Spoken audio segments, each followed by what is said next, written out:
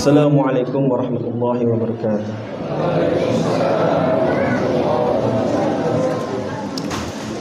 Innal hamdalillah nahmaduhu wa nasta'inuhu wa nastaghfiruh wa na'udzu billahi min syururi anfusina wa min sayyiati a'malina may yahdihillahu fala mudhillalah wa may yudhlil fala hadiyalah. Asyhadu an la ilaha illallah wahdahu la syarikalah wa asyhadu anna Muhammadan abduhu wa rasuluh. Allahumma shalli ala nabiyyina Muhammadin wa ala alihi wa man tabi'ahum bi ihsani ila yaumiddin. Amma ba'd. Segala puji bagi Allah Subhanahu wa taala. Kita memujinya. Marilah kita meminta pertolongan padanya. Marilah kita meminta ampun pada Allah Subhanahu wa taala. Dan kami berlindung dari kejelekan dari diri kami dan kejelekan amal kami. Siapa yang diberi Allah petunjuk, maka tidak ada yang dapat menyesatkannya. Dan siapa yang disesatkan oleh Allah Subhanahu wa taala, tidak ada yang bisa memberi petunjuk padanya.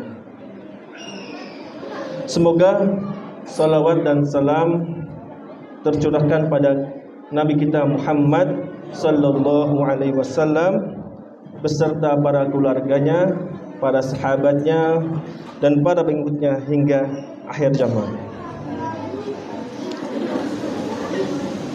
Bapak-bapak dan ibu-ibu sekalian yang dirahmati Allah Subhanahu wa taala.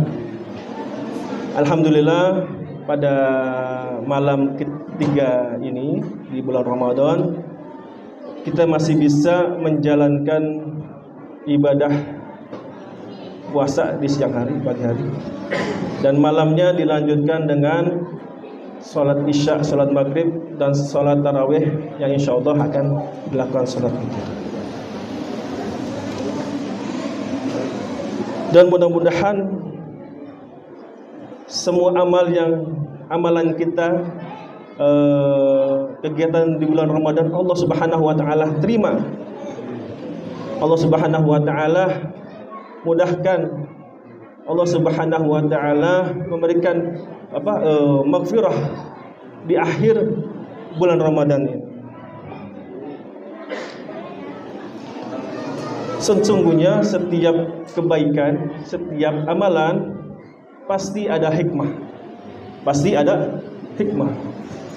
Semua apa yang petunjuk Allah Subhanahu wa taala kepada kita semua pasti ada hikmah, seperti salat, puasa, zakat dan lain sebagainya, pasti ada hikmah. Pasti ada hikmah, pasti ada kebaikan, pasti ada manfaat bagi diri kita ataupun nanti di yaumil akhir, ketika kita di akhirat nanti sebagai pahala dan ganjaran oleh Allah Subhanahu wa taala.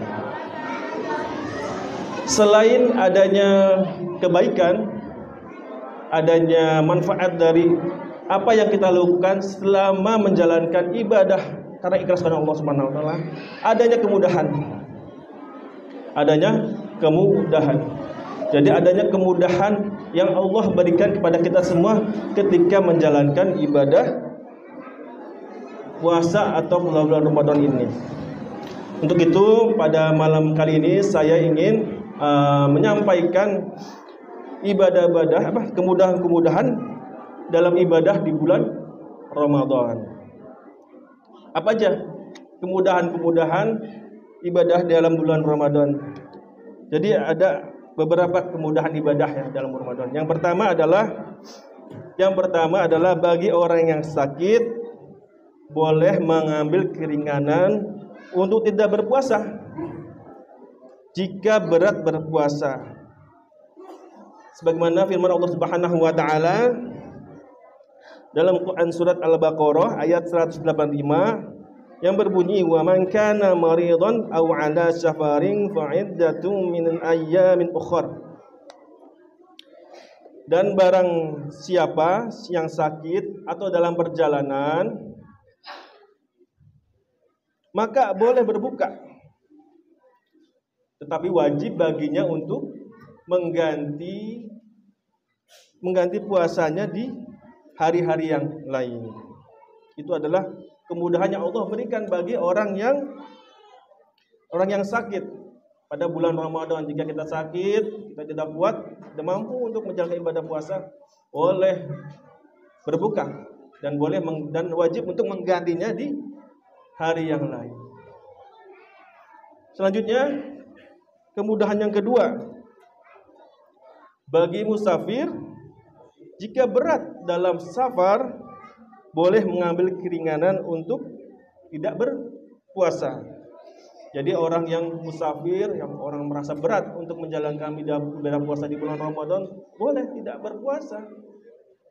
Bahkan dianjurkan jika memang berat untuk mengerjakan puasa tersebut ketika safar.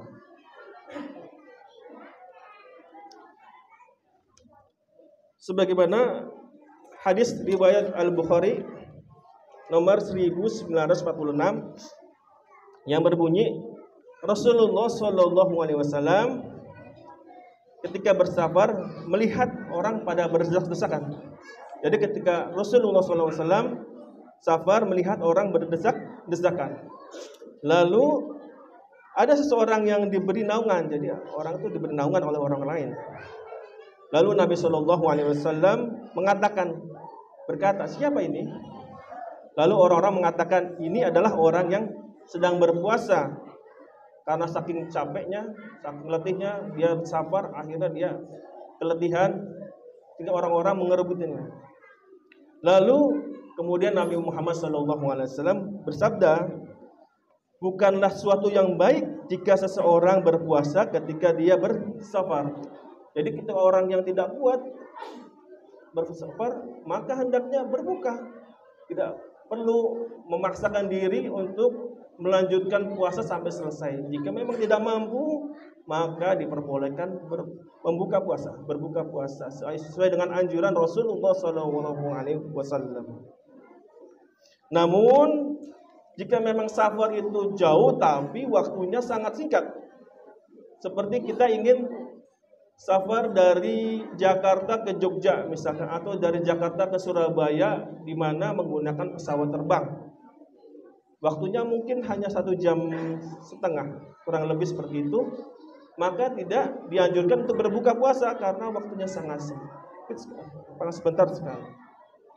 Maka itulah kemudahan yang Allah berikan pada orang-orang yang berpuasa.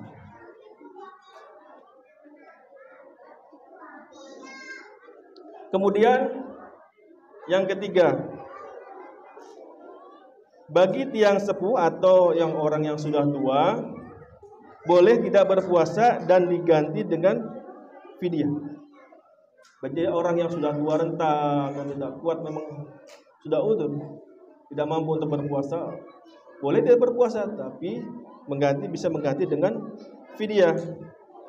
Sesuai dengan firman Allah Subhanahu wa taala Al-Quran surat ayat 184 yang berbunyi, wa 'alal ladzina yutiqunahu fidyatun tu'amu miskin, yang artinya, dan wajib bagi orang yang berat menjalankannya jika mereka tidak berpuasa membayar fidyah, yaitu memberi makan orang miskin. Jadi orang yang sudah tua, orang yang tua renta, yang tidak mampu, maka boleh tidak berpuasa, tapi mengganti dengan fidyah atau memberikan makan orang miskin. Kemudian yang keempat, kemudahan yang keempat, bagi wanita hamil dan menyusui kalau berat berpuasa boleh tidak berpuasa dan puasanya tetap diqadha. Jadi wanita hamil dan wanita menyusui boleh mengqadanya sebanyak dia tidak berpuasa di hari-hari yang lain. Namun jika ada kasus, misalkan ada kasus di mana wanita hamil itu setelah hamil melahirkan, menyusui, lalu tidak lama hamil lagi, jadi terus saja selama itu tidak bisa menjalankan qada. Nah, boleh itu diganti dengan fidyah. Jadi wanita yang hamil, yang menyusui tapi berlanjut terus, boleh menggantinya dengan fidyah tanpa melakukan qada karena terlalu berat, terlalu banyak hutangnya selama dia hamil dan menyusui dan melahirkan. Itu adalah kemudahan dari Allah Subhanahu wa taala bagi ibu-ibu yang hamil dan menyusui dan melahirkan. Lalu yang terakhir, kemudahan yang kelima. Jadi bagi wanita haid, selama dia haid, selama bulan Ramadan boleh beribadah. Boleh beribadah. Ibadahnya apa? Boleh membaca Al-Qur'an tapi tidak menyentuh mushaf. Tidak menyentuh mushaf. Karena ada larangan menyentuh mushaf bagi wanita yang haid, kecuali ada halangan seperti sarung tangan. Ada beberapa ulama boleh memegang mushaf tapi menggunakan perantara seperti sarung tangan. Yang kedua, bagi wanita haid boleh membaca zikir. Jadi membaca zikir boleh. Orang yang wanita haid boleh membaca zikir. Membaca zikir pagi dan petang sebagaimana yang disediakan oleh Rasulullah sallallahu alaihi wasallam. Dan juga boleh masuk masjid. Boleh masuk masjid jika bisa menjaga dari keluarnya darah menetes ke masjid tersebut. Boleh. Ya, orang yang sedang haid untuk mengikuti kajian. Dan yang terakhir, wanita haid boleh mencari malam Lailatul Qadar. Jadi selama malam 10 hari terakhir boleh dia untuk mencari Lailatul Qadar, memperbanyak zikir, memperbanyak baca Al-Qur'an. Bagi wanita yang haid itu merupakan kemudahan dari Allah Subhanahu wa taala agar bisa terus beribadah selama bulan Ramadan. Mungkin itu saja yang dapat saya sampaikan. Kurang lebihnya mohon maaf. Saya akhiri. Assalamualaikum warahmatullahi wabarakatuh.